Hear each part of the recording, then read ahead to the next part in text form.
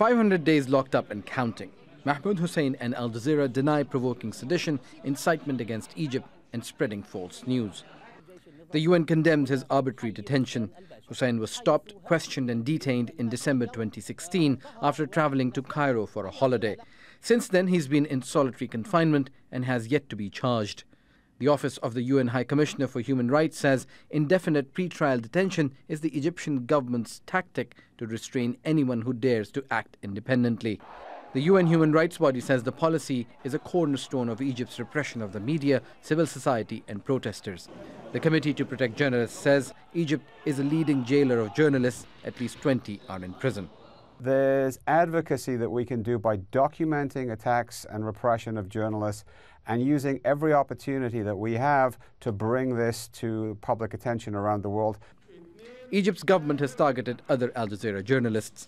In a trial condemned almost unanimously by rights groups and journalist organizations, Egypt leveled similar charges against Al Jazeera's Bahir Mohammed, Mohammed Fahmy and Peter Greste and jailed them 5 years ago. The former editor-in-chief of Al Jazeera Arabic, Ibrahim Hilal, was sentenced to death in his absence 2 years ago. And a new anti-terrorism law passed last year targets other media organizations as well. The Committee to Protect Journalists says the law furthers the government's crackdown on the media. It enables police to put journalists acquitted of terrorism-related charges on a watch list that restricts their finances and other rights. Every month, every 2 months, you hear of a case of a journalist that you know indirectly being under a difficult situation, under prosecution, under disappearance, under arrest.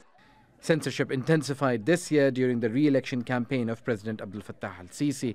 Journalists critical of him or who interviewed opposition candidates were arrested. Entertainment and satirical TV shows have also been shut down. Egyptian journalist Mohammed Abu Zaid, known as Shawkan, was jailed 5 years ago for reporting the Rabaa Square protests in Cairo.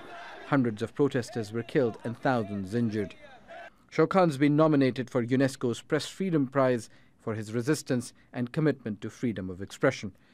A reporter for the Times newspaper in Britain was arrested and deported from Egypt without official explanation. International journalist unions accuse the Egyptian government of creating a climate of fear, and reporters don't know if they will be next to be jailed. Osama bin Javaid, Al Jazeera.